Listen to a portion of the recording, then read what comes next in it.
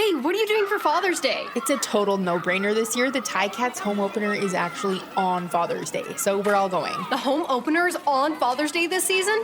Amazing! And now they have the live bands pregame in the new Stipley. That's right. We're going there for the pregame, and we called our Ticats ticket rep and got great seats. Consider it done. We'll see you there. Make Father's Day a total party this year by taking Dad to the Ticats home opener. Get your tickets at ticats.ca/tickets or by calling 905-547-CATS. From the Ticats Audio Network, this is the CFL This Week with Bubba O'Neil. Bain hits a triple as the Riders and Elks go toe-to-toe. Bo comes up short in his return to Calgary. The Lions were duked out by the Boatmen, and once and for all will the defending Grey Cup champions get a little respect. This is the CFL This Week on the Ticats Audio Network. I'm Bubba O'Neil. Folks, as you may know, this is the CFL's top podcast that offers unfiltered opinions from the CFL's most reputable columnists, broadcasters, and insiders. Let us introduce our esteemed panel he's the editor actually now at the Leader Post out in Regina. Taylor Shire, thank you so much for joining us. Thanks for having me, guys. Well, in addition to producing Inside Sports on Global News Radio 880 Edmonton, he is the Elks in-game analyst on 630. Dave Campbell, great to have you back. Nice to be here. Thank you very much. From a very nervous Edmonton at the time of this recording. The Elks are 0-1, and the Oilers are down 2-0 to the Panthers in the Stanley Cup final. Well, that's all going to change when everything gets back to Edmonton. Come on now. Hey, he's coming off a week 1 bye week, so he's got to be the freshest of the bunch. The Redblacks in-game analyst on TSN 1200, Mr. Jeff Avery, always honored to have you on our broadcast. Good to be here, Bubs. Right on. Okay, Maybe guys. A little bored. hey, you must be. I can't believe these week 1 buys. It doesn't make any sense to me. Okay, on to week 1, and I think this is going to be kind of an armchair quarterback sort of situation. And Jeff, you kind of were watching free and easy, so I'll start with you. What final result shocked and amazed you? Well, I don't know whether shocked and amazed can apply to anything because it is the CFL, and it was week 1. So I don't know, flip a coin whether it's regular season or preseason when you're talking week 1. But that comeback by Saskatchewan, I maybe I put my faith, Dave, in the wrong areas here, but I thought with Bethel Thompson there at quarterback, and they're up 18-8 or something, and then Trevor throws an interception. I'm thinking this is going to be a good fourth quarter. Edmonton's going to get off to a good start in 24, and then everything falls apart. It was one thing after another. I mean, 3-play drives, interceptions, returns, missed field goal returns, everything went Saskatchewan's way, and welcome to the CFL, I guess, but that surprised me a bit. Well, that game involved the two of you guys. Taylor, I'll start with you. Was that the game that blew you away?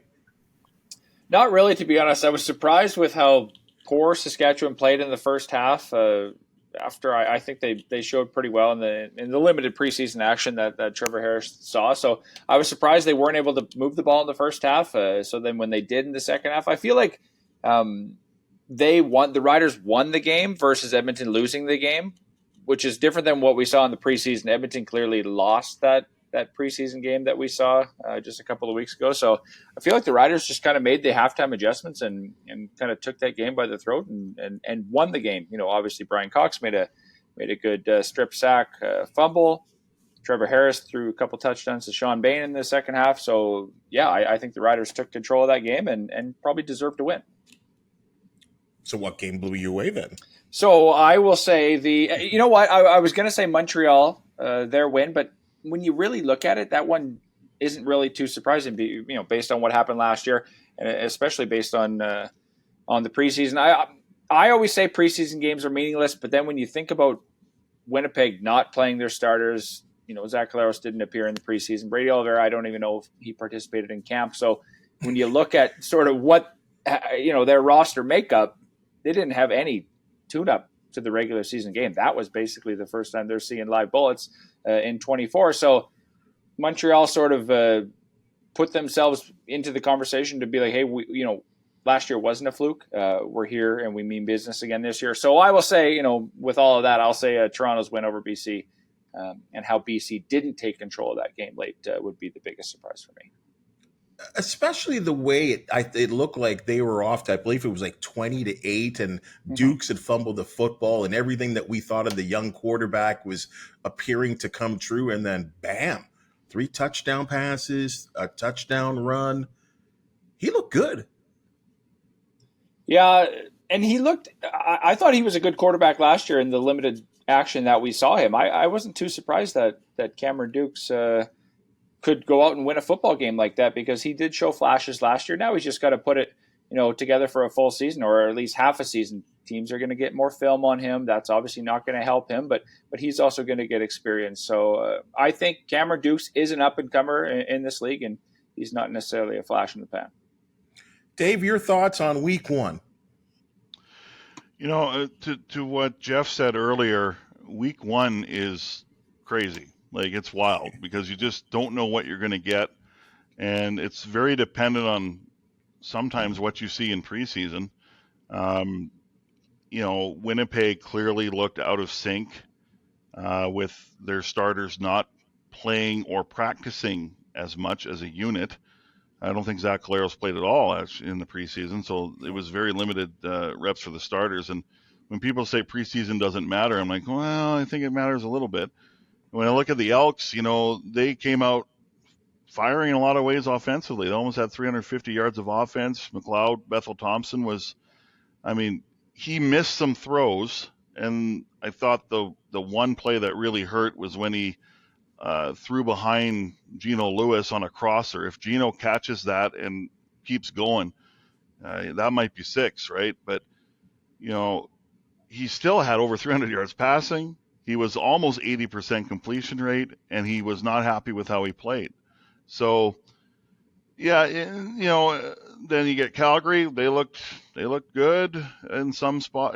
Well, they won the game, so they looked good. And Hamilton, good on them for coming back. I think the result. I'm with Taylor. I think, shocked. I would just say it was good for the Argos to come back and win that game and show some moxie, because they lost a lot in free agency. And, of course, there's the Chad Kelly stuff that's, floating around there. And for Cameron Dukes and company, and really all 3 phases, they found a way to win a game against maybe the best team in the league, perhaps, in the BC Lions. I know Montreal served notice, but, week 1 is weird, man. Like, week 1 is I see some spillover from preseason into week, the first few weeks of the season, because there's still some gelling that needs to happen with offenses, especially. So, yeah, I'll go with Toronto winning over BC.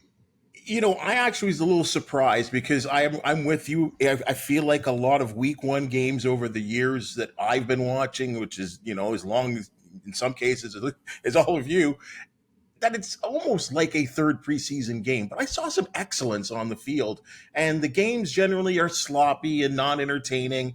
They were entertaining. I thought every game had a moment where things changed or twisted, or, the TSN turning point, that each game sort of had a little character to it. But Jeff, again, to that point about, a Winnipeg we'll use as the perfect example. Zach Collaros does not take a snap during the entire preseason. I know he's an experienced veteran. He's a multiple MOP. I get that. But isn't there something to be said about getting timing with your receivers? And I say that only because in practice nowadays and in training camp nowadays, no one's hitting each other. No one's in full equipment. How can you, and the quarterback isn't getting touched. So how can you develop that chemistry in game with the live bullets flying? Yeah, very difficult. I guess I'm old school. I hate training camp. I hate preseason games. I don't follow this whole don't play the veterans. There are instances maybe when guys are nicked up, but you need playing time, and you need playing time against opposing teams. Training camp isn't, even the so-called inter-squad games, or whatever you want to call them, when they try and go a full go, it's not. And, the whole idea of trying to assess talent to me is really difficult, and even more difficult when you move into mid-season, when you're trying to bring people in, replace people because of injuries.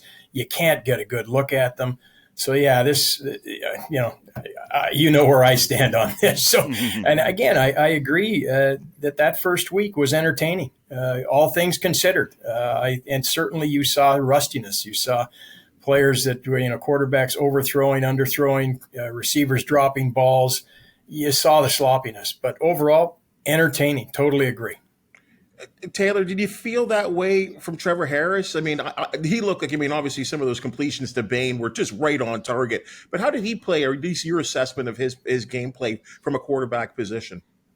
You know what? I thought he played well. They scored a touchdown on their second drive, and Trevor Harris officially said, "I'm back." And then obviously they stumbled a little bit. I think they punted on 8 of their first 10 drives and also had an interception in there too. So when you look at his first half, I feel like he was just, like any veteran quarterback, kind of getting his feet wet back into the season. Trevor did play a little bit in the preseason. I believe you saw just over a quarter of action in the first game against Winnipeg. But then when you sort of look at the second half, they went into the room, they made adjustments. They talked after the game about how they said that they're a better football team than what they are. And you even saw offensive coordinator Mark Mueller move Sean Bain around a little bit from wide out inside the slot back to wide out. So I feel like they sort of showed different looks in the second half, which then opened things up for Harris to make those throws to Bain, who had a massive second half. So, yeah. And even, going back to even last week, we talked to Trevor and we basically, or he put the injury to bed. He said, this isn't about the injury anymore. This is about the new season. I'm fully back. He was healthy in February. So he's basically had a full, 4 or 5 months to not really focus on the injury. Although it's always there mentally, right? When you take that first hit, you want to make sure everything feels okay and looks okay. So I think there was a bit of a mental hurdle to get over, which I feel like he got over right away in that game. And I think he had a really solid game, 300 yards, obviously a couple picks he wants back, but 3 touchdowns as well. Sticking with the quarterbacks there, Dave, and we've talked about Chris Jones and, maybe, some reported falling out with Trey Ford, and that Trey Ford was going to have to work to win that first job and that first string job. And they go out and they get an experienced veteran in McLeod Bethel-Thompson. There's some conversation there. Did McLeod Bethel-Thompson at least run an offense that Chris Jones is going to like more or can expand on more than what we saw out of Trey Ford last year? Yeah, I think as good as Trey Ford was in the games that he played, and we saw his running ability, obviously that just pops off the page. I thought he was a better passer than, kind of surprised me how accurate he was. Now, some of the throws were not, very low percentage throw or high percentage throws, I would say. But he was able to keep the team on the field. But I think what lacked with the offense was the ability to stretch the field and hit not those necessarily those 20 plus plays or 30 plus, but you got to find a way to hit those intermediate zones with those 15 to 20 yard plays. Those plays really hurt a defense because then it just feels like they just can't get off the field. I think they showed some aggressiveness on offense. I think this is a passing game that's more vertical than anything. And there was some, obviously you're going to try and, spread it to every part of the field. But I didn't see kind of the passiveness on offense that we saw at times last year and the year before under Stephen McAdoo. And McLeod, it's going to take him time, a little bit of time, more time, to get the connection with his receivers. But, it's clear he's got synergy with Curly Gittens Jr., right? He and Geno Lewis, it's coming, right? Dylan Mitchell had a good game, and he needed a good game. Herji Mayala might have been the story on offense in camp. He came into camp as insurance because no one knew if Curly Gittens was going to be able to, take part in camp coming off that major hip surgery.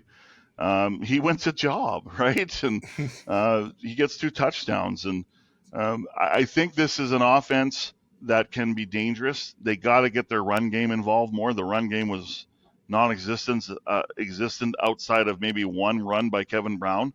But I think you saw more dynamic passing with McLeod, Bethel Thompson, who more often than not is going to go to the right areas with the football. So yeah, I think not every game you're going to pass for over 300 yards, but I think they kind of served notice and said, yeah, I mean, they have a talented receiving core even without Kyron Moore, who is a big loss. So yeah, I think this offense has a chance to be dangerous. They just got to score. Taylor, I'm going to come to you on this. Let's just flip it all around now. We've talked about what impressed us, but what disappointed you in week one? I don't know if it was disappointing, but I was expecting a little bit more out of AJ Ouellette, Saskatchewan's big free agent running back. I think they had a game plan. Edmonton had a game plan for him, and I think that's ultimately what led him to having such a, I guess I'll call it lackluster performance. I think he had 18 carries, 40 yards. He did have a touchdown, which I imagine looks nice on the stat sheet. But I expect more from AJ in the coming weeks. Like I said, I think it was a bit of a game plan. Chris Jones obviously said, you're not going to beat us on the ground. You're going to have to beat us through the air. So I was a little bit sort of disappointed in Ouellette's performance, but he's going to have a breakout game. Or even not a breakout game, but he's going to show true form here in the coming weeks, I imagine. Let's be honest, it's week one overreaction, right? Like, that's the fun part about week one. Jeff, from your standpoint, what was a little disappointing for you? Well, it's more of a personal point of view because Winnipeg's offense did not look good, and they're coming to town this week. Their defense looked just as good as always. They gave, you take away one long ball and their defense overall looks fine, and it's just a break in coverage. But that offense stumbled, no running game, all the things that is absolutely not Winnipeg. And they're coming into Ottawa, and we're looking at who's going to play corner for us this week. A couple of guys on the injured list that were expected to start in those positions. So, yeah, that was most disappointing. I think I would have rather liked to seen them at least have some modicum of success. So it's Winnipeg. They can come in, not looking to really throttle the hell out of whoever they're playing this week just to get themselves back on pace. Now, the one thing, for the Redblacks in favor, it appears that Lawler might be gone for some time. Yeah, well, certainly this week. And they have a young kid, I think his last name is Wheatfall, who's come in, and they're saying all good things about him in training camp. Some of the other receivers are speaking well of him. So, a young guy that's going to get an opportunity and certainly has the skill set to play in the league, and that you've got to play in the league first to prove that. But, yeah, that's a big loss for them. Kenny Lawler certainly is. He speaks for himself. Just mention his name, you know what you expect to get. So that helps a bit perhaps. But I think Redblacks really have to look at it as – and they tried an exhibition to get more time. Like I think the last exhibition game against Montreal, there was 3 quarters where the starters offensively were on the field. So outside of a couple that missed the game, overall they're trying to get as much work in as possible, knowing they have that week off coming up. But they're going to have to hang on to the ball. They're going to have sustained drives. They're going to have to keep this Winnipeg offense off the field as best they can by keeping themselves on the field. And it's not something that we've seen historically here, and it puts an awful lot of pressure on a young kid like Drew Brown coming into a new situation. But, hey, welcome to the pros. He understands it. Everybody understands it. They've got to go out and do the job this week because they're probably going to be most responsible for getting this, it potentially a close game or a win done. Well, let me stick with you, Jeff, on this. And Drew Brown has been with the Bombers for a couple of years here. You are closer to the game than many and most, and you've seen and watched it all. Is there any chance that Drew Brown knows a lot of secrets? Like, there will be no secrets. Like, I don't know. Is there much different that the Bombers can do that he won't know that might help the Redblacks? I wouldn't expect them to surprise him. But it's still his offense with a new group that he's going out on the field, and they have to execute. Irrelevant of what the guys are doing opposite you, you have to execute your game plan. You have to run your routes properly. You have to get the timing of them down. You have to be at the proper depth. You have to get a running game going, which, again, has been a bit of a stumbling block with the injury to Devontae Williams and now trying to find a newcomer to come in and take that position. So they have to worry about themselves. And to your point, certainly they're not going to show him much that's going to be a surprise to him. But I think his focus is going to be on his group, his offensive huddle, and everybody else trying to do their job to make it as easy as possible on him. We'll see. But that's, to my mind, that's the way you look at it. Dave, what had you scratching your head this week? Well, it's pretty simple. The team I cover. So, I called this game not a must-win, but I gotta have. And it was a very special week because it was the 75th anniversary of the club. All these legends are back in town. I love talking to Michael Riley again. He basically went off the grid when he retired in early 22, and to see him back and at peace with his life and with his family, seeing the girls again and seeing his wife Emily was just awesome. But here's Warren Moon and Damon Allen and Matt Dunnigan and Tom Wilkinson. It's the who's who of quarterbacks. Ricky Ray, a great annual dinner. It was nice to have that back again, and seeing Dwayne Mandrusiak coming back to the club and be associated again and being honored for 49 years and going on the Double E Builders Wall at Commonwealth Stadium. Then there's the game, which, look, again, it's back to the narrative of week one. I felt in that game it was very sloppy on both sides, a lot of penalties. I mean, both teams took a penalty on special teams that took a touchdown away. And that was tough, and there was numerous special teams penalties. But, when you have a team on the ropes and you're up 21-8 in the fourth quarter, that's when you have to deliver your knockout blow. This is a young team, especially on defense, who played, I say, fairly well. The front seven played well against the run, as Taylor said. Their secondary, they had a couple rookies back there, and Devodrick Bynum, the strong side half, and the safety, Cordell Jackson, who had to replace Lucius Purefoy, who was ill for that game. And Trevor Harris knew it and gashed that secondary on 3 occasions for touchdowns. So I felt at 21-8 after Boris Beatty hit the field goal, the Riders come out and score right away. And I didn't feel like the Elks handled that well. That being said, though, if Javon Leake doesn't fumble, maybe they find a way to nurse that to the finish, even though that's early in the fourth quarter. Then Boris Beatty has it's a 48-yard field goal, but he tries to kill the ball instead of kicking the football. And then you got penalties in the fourth quarter too. It's just the team kind of showed their youth, even though I do feel that they're getting better as a club. But again, it's just like Niles Morgan said it on Monday when I spoke to him. It's when you got a team on the throat, you finish them. You have to finish. And so that was disappointing. So we'll see how they come out on Friday. I like what McLeod Bethel Thompson said after the game as well. What happened in the past has to be irrelevant now to us. We have to forget about it and move on. And it's about what you want to do to change it instead of, what's happened. You can't wallow anymore. But here we go again. That's what a lot of fans are saying is, they find ways. Here's the Elks that find ways to lose. So it's up to them to change the narrative. Taylor, be honest with me. When the Riders were down, did you think to yourself, oh my goodness, we're in trouble? Or do you we're coming back? Come on now. You know what? I honestly knew it was going to come down to a few plays in the fourth quarter. And when it was 21-8 early in the fourth, I knew it was going to be closer than that.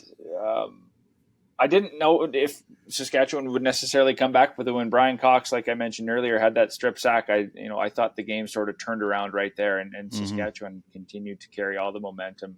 And then from there, I feel like they just asserted themselves. What did surprise me was when Ouellette fumbled that ball, and then all of a sudden Edmonton has a chance to put together this comeback, and I'm like, this would be quite a way to lose your season opening game and have the comeback. So it didn't come down to that, obviously, although the Hail Mary attempt was close. It was pretty close. Yeah. So not really surprising because in the CFL, you get these big swings and you get these big comebacks. So, watching the Riders, I knew they were capable of putting together something like that, especially Trevor Harris able to, attack Edmonton through the air. Like I said, the halftime adjustments that they made, I feel like they made a few of those key corrections and switched up Bain around, if you kind of look closely at where he was lining up and where they were finding gaps. I think that was one of the biggest things that allowed them to come back in that game. Let's borrow something a little from the National Hockey League, and the first star of the week, Jeff Avery, was to you. Well, to me, I got to lean towards Cameron Dukes. We played an exhibition game up in Guelph against them last year, and he was not good, nor was the other backup quarterback. And so a real concern looking at them going forward if they don't have Kelly. He got on the field last year and showed some things. He looked like obviously he had improved a lot, but still I wasn't convinced that this guy is going to be going to have the ability to lead this club if Kelly isn't there. And here we are this year with Kelly guaranteed not being there for the first half of the season. He steps on the field, and I thought, one of the first few plays of the game, the offensive line started to collapse on him. He stepped up, sort of bumped into the backside of one of his offensive linemen. I thought, oh, here we go. He's probably got a little bit much than he can handle. But no, he bounces back out of the pocket, makes something happen. And I thought throughout that game, with a very few really missteps, I thought he was outstanding. I mean, he almost 80% completion, 143 passing efficiency, 3 touchdown passes. He did everything right, I thought, conceivably possible. So for a guy that's, stepping into the limelight and the responsibility of the first half of the season's on his shoulders, I thought he deserved my comment as player of the week. Dave, we've got this saying in sports that the moment didn't look too big for him. Did you feel that way about Dukes, Cameron Dukes? Yeah, I did. I just felt he ran his offense and ran it well, and he's got some swag to him. He's got some moxie. He's not afraid to run with the football. He knows where to go with the football. He's going to make mistakes, of course he will. But, it's tough when you are expected to back up last year's most outstanding player in Chad Kelly, and then, it's your time to be the starter. Some players don't handle that well, even though, in pro sports, pro football, if you're a quarterback, you want to start, but some don't handle it well. They just don't rise to the occasion. Cameron Dukes has, leader and playmaker all written all over him. Taylor, the thing with him is that sometimes I feel like the better situation for him would have been a start on the road. And I know it can be louder and more hostile, but you kind of gang together, as we've all seen, that when you're on the road, and that there might be even, and I know there was 14,000 people there, that being at home, that if things go wrong, that it could get real ugly. But again, the home crowd in Toronto, they're certainly going to be pretty impressed with this kid. Yeah, that's a tough first match. I don't know how much time he had to think about being the starter. Obviously, a couple weeks, but to have BC coming in and playing, I would say potentially the number 1 team in the CFL at home. I think that was a pretty tough task for the quarterback, and I think he did a great job. And if you go back to when Kelly got suspended, quarterback is obviously the most important position, and I think Toronto was right there with Montreal for probably the number 1 projected team in the East. Kelly gets suspended. Okay, who's Cameron Dukes and what can he do? He probably gets bumped down a little bit below. Obviously, we know what Bo Levi Mitchell can do, and Drew Brown in Ottawa. So where does Toronto go? Did they go lower in terms of the projected power rankings, if you want to call it that, because of their quarterback situation? So I feel like it was a bit of a swing where Toronto maybe started early, and then the preseason rankings got them down into the are we going to make the playoffs type of team? And I think. Dukes basically said, we're in this conversation for the top seed in the East. Stick with you, Taylor. Your number 1 star is? It's easy to pick Dukes. That would be probably my pick. I was really impressed by Sean Bain, especially, like I said, after his he had a touchdown in the first half, but he also had a drop. He came back, had a massive second half. You can go around the lead. Philpott in Montreal had a great game to open the week. I was impressed with him. Even Fajardo picking up that win. So I'll just say Dukes because it's an easy answer, but a couple honorable mentions from me as well. Dave, who'd you like? So I'm going to stick with the Argos. I'm going to go on the defensive side. Player that used to play here, Jake Serezna. I thought he was a force inside. Made some key stops when the Argos were starting to take the game over, and the Lions looked like they were threatening to take the game back, I thought Ceresna was really good in that game inside. And I've watched this player since 2018 here in Edmonton. Every year he's gotten better, been kind of a bright light here in some tough seasons. And you could argue he might have been their most outstanding player, not just their most outstanding defensive player last couple seasons. So Jake Ceresna was a force inside, and I thought he took the game over from a defensive standpoint and really helped the Argos to win that game. Guys, you might have to help me on this one because I'm not at times too technically savvy, but I try to do the best I can. I'll ask you the question first. There's opinions flying all over the place about the CFL's use of these microchipped footballs. And then there was complaints from Sergio Castillo saying that it affected his kicking. Now the league have kind of left it up to the kickers that they can choose to use these microchipped footballs or not use them. Jeff Avery, your thoughts on the microchipped footballs?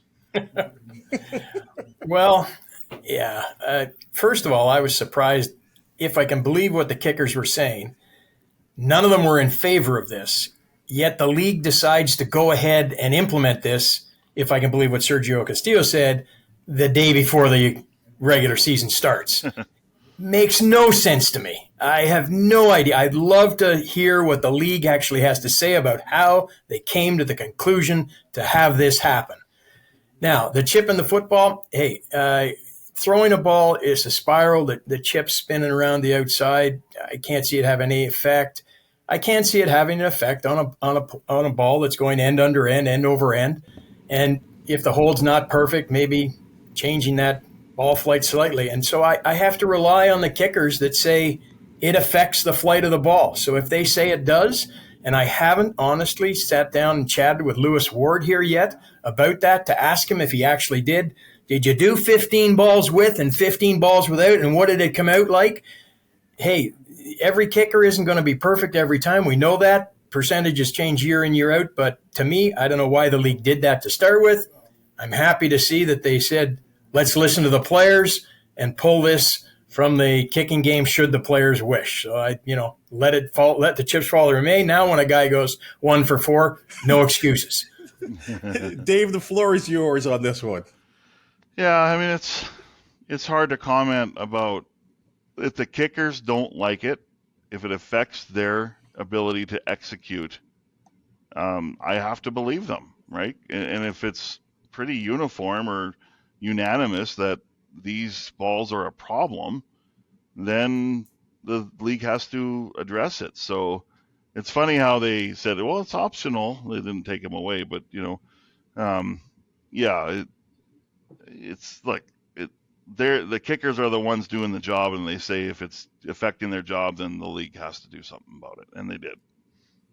Taylor, maybe you can educate some of our viewers and listeners. Maybe because what is this microchip football anyway? Like, what does it do? What is it going to? How is it going to benefit the game? Like, help me, please. I think the CFL. It's a Genius Sports initiative that Genius brought Sports. In. Okay, I believe it's a Genius Sports thing. I'm not 100% sure on that, but it's apparently you have this microchip and it tracks the quarterbacks, the speed of the ball, the height, the trajectory, a number of things, how far the ball goes, pinpoint accuracy. So I think what they're adding is a bunch of these extra statistics that people can follow in terms of ball speed and whatnot that we didn't have before with this microchip. I don't really know how big the microchip is would it have that much effect? Would you really notice it? Obviously, kickers say they have noticed it. To me, a football with a microchip, I couldn't pick one. If you gave me 2 footballs and one had a microchip, I don't think I could pick which one had a microchip. So, I'm interested to talk to some of the players this week as well in terms of their opinions on these footballs. It's so unfortunate that it did come down to we're discussing this in week 1, and this isn't, say, an off-season thing where they bring in a bunch of kickers and they say, because even in the preseason, when jobs are on the line, you don't want to do these experiments. I know that, some veterans obviously obviously had their kicking jobs locked up. But if you bring in a couple rookie kickers and they're forced to miss and make these kicks with these experimental footballs, I don't think that's fair to them either. So this should have been sort of this off-season summit.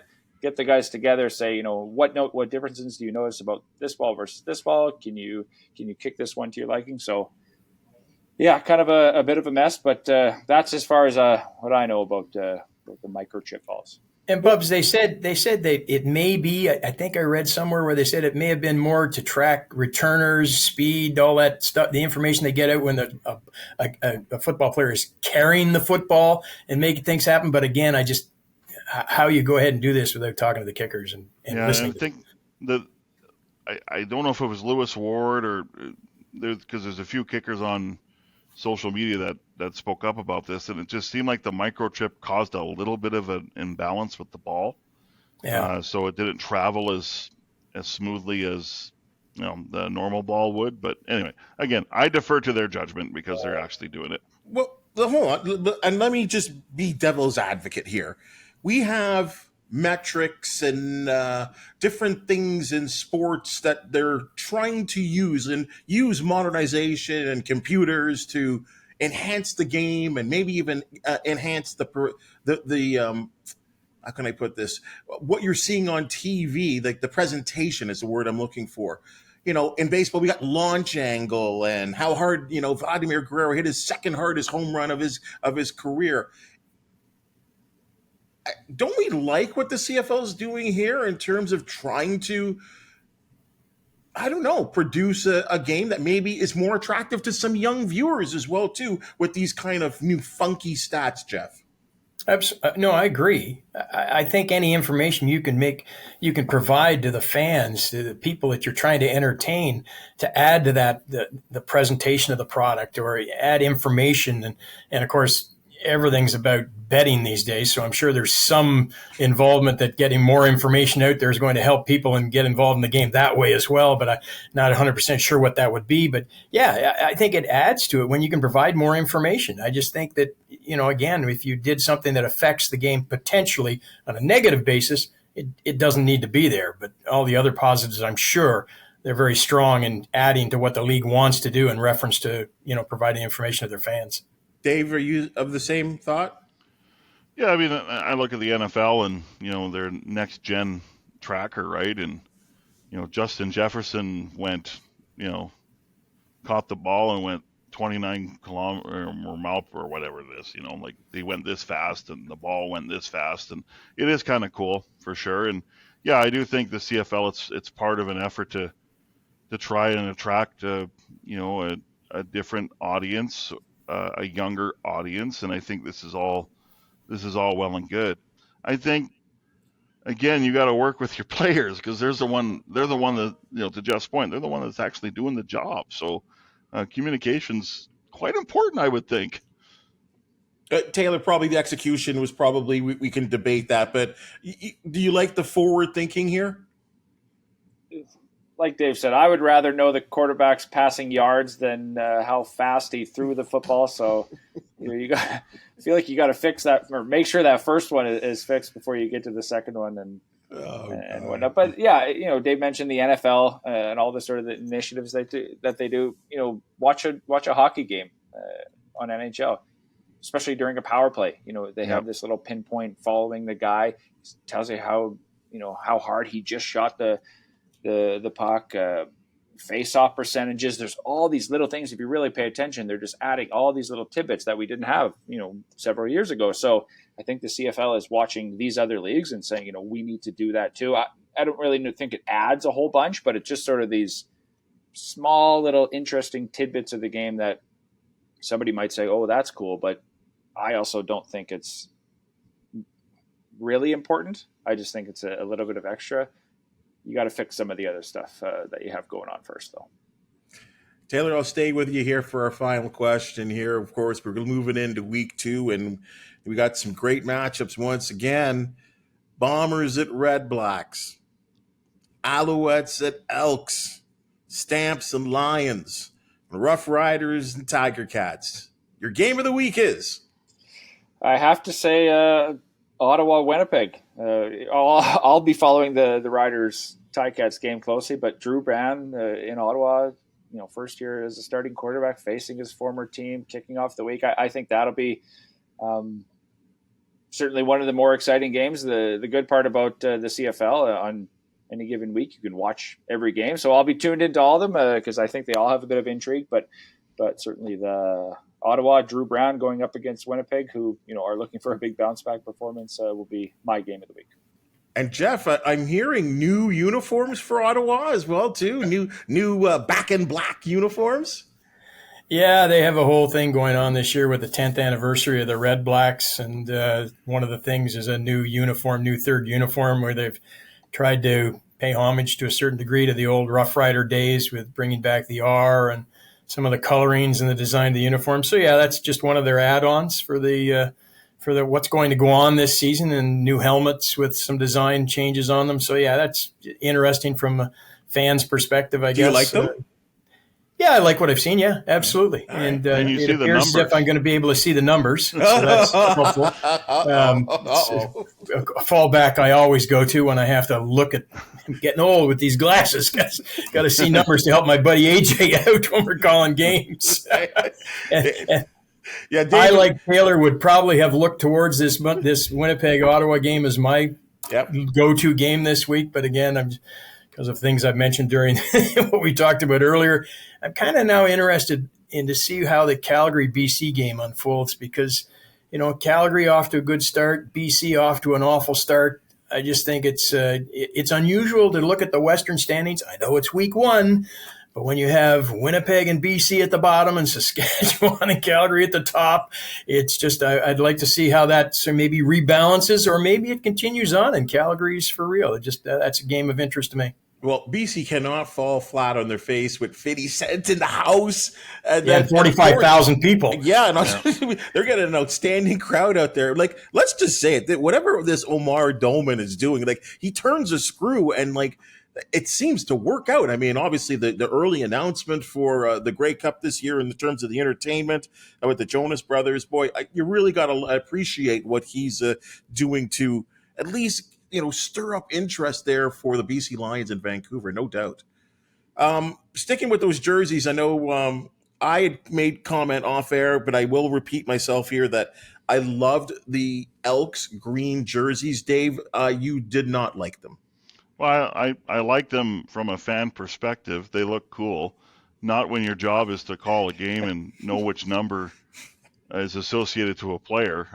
It was really tough. Let's just say that. So I was hoping, as I was saying off air too, that the gold border around the number would help the number to pop. It honestly didn't help at all. So it was, anyway, they don't think about us broadcasters when they come up with New Jersey designs. And just because unbelievable, it's one place I've never been, because of the size of Brickfield or Commonwealth Stadium, whatever we're calling it nowadays, is that the farthest broadcast location in the league? No, it would be your broadcast location at Tim Hortons. We're on the 7th floor, and we're on the, it's really a terrible location. It's on the 10-yard line, and it's a wicked angle because you're so high and you're so far. 10-yard line? 10-yard line. We used to be on the goal line, but then I think the booths got switched. I mean, honestly, if we were even at the 25-30, it would make it a lot better. But, Commonwealth, honestly, like the sightlines are really good at Commonwealth. I enjoyed it a lot. And I thought Calgary at one point, McMahon had the highest vantage point, and then Hamilton showed up and blew that all to heck. So, yeah. Okay, your week 2 matchup, the one that you really just can't wait to see. Well, I'm really curious to see how I'm going to say the Stampeders handle that environment in BC Place, because I've been able to cover the home opener of the Lions the previous 2 seasons when One Republic performed in LL Cool J last year, and the Lions get up for that game big time. Like, that is huge for them. And it's a difficult environment. I mean, the party outside the stadium is going to be great. Their street party, they shut down part of Robson, and it's great. Omar Dolman has done really good things there. So that's what I'm curious about. How does Calgary react to that environment? But I'm going to stay here in Edmonton. The Elks need a bounce back against a very good team. And if the Elks believe that they are a good team, they need to start showing it in week 2. So to me, this is a critical game for the Elks. I called week 1 not must win, but gotta have. I think this is must win. You cannot go 0-2. You cannot, for a variety of reasons. Just a silly question on a local note. With the Oilers doing what they're doing, of course they're in the Stanley Cup final, and I'm sure they have fans all over the place. Are they pulling away from the Elks, or are they just kind of two separate entities? I think there's a bit of a pull away right now. Mm-hmm. I think the Elks know it, but there's nothing they can do about it. Again, they're coming off a very good week last week with the celebrations. I think there was a lot of momentum. And then losing the first game hurts, obviously. And look, this is a team that hasn't won many games in the last 3 seasons. They've won 11, right? So there's a lot of cynicism. There's a lot of people saying, well, I'm resigned to the fact it's going to be another bad season. So it's up to the Elks to try and change that. But, they're supportive of the Oilers, the organization is. And, the Oilers have always been supportive of the Elks as well. So, you just have to deal with the circumstance that is in front of you. And, the Elks just have to try and bring as many people to the park as possible. And wins would help. Jeff, is it kind of the same in Ottawa with the Ottawa football fan right now? 3 wins, 4 wins, 4 wins. Is it kind of a put up or shut up year for fans in the nation's capital? Yeah, and it's been like that for a little bit. They've gone an extended period of time without winning many home games. The numbers are ridiculous. I've never understood the lack of their ability to win a home game, but they have not performed in front of home fans, and those are the people paying salaries, and you want to get butts in the field, butts in the seats. And so, yeah, they have to as well here in Ottawa. They have to start putting wins on the board, and more importantly, they have to put wins on the board at home. So it was nice, even in exhibition season when the crowd isn't that great, to see them get a win against Montreal, and of course the win down in Hamilton on the road with a bunch of young kids playing for them. They're little steps in the right direction, but now it's regular season. Now you got a home opener, you've got to play well, and then you go on the road, I think, to Montreal. And so they've got to start putting successful games together, especially at home. Taylor, the one thing I think the anticipation for me with the Ticats and Roughriders matchup is that I'm a big fan of these home and homes. I think they can set up for a lot of excitement, especially in the second game, which in this case will be in Regina. Yeah, I always find them interesting. It kind of reminds me of you don't see too many of them aside from Labor Day, really. Labor Day and the rematch after. So I'm intrigued to see what Saskatchewan does on the road for a second straight week. Going out east is a little bit tougher than going over to Edmonton. So how do they do on their first road trip? Hamilton's going to be hungry after dropping that first game. So I'm expecting another good performance out of Saskatchewan and probably a better performance out of Hamilton than they showed last week. So like week 1, I think this one will come down to the wire as well. So, yeah, it'll set up a good rematch back in Regina for sure.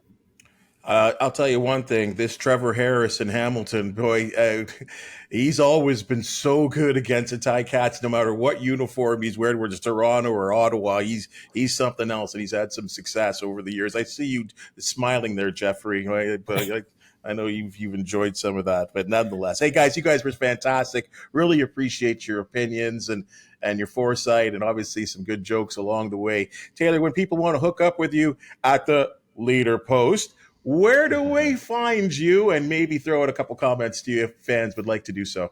Sure. Well, if you can't buy a physical copy of the Leader Post newspaper, you can head to leaderpost.com for all of our Rider coverage and other local sports, or follow me on X, as it is now, Taylor_Shire. Mr. Campbell, I know you're on X. Yeah, TwitX is what we're calling it now, I guess. I don't know. The artist formerly known as Twitter. I don't know. I can't call it X. It's a stupid name. You can find me at Dave_Ched. You can also find some content at the Elks page at 630ched.com as well. Mr. Avery, where do we find you? Or do we have to contact AJ first?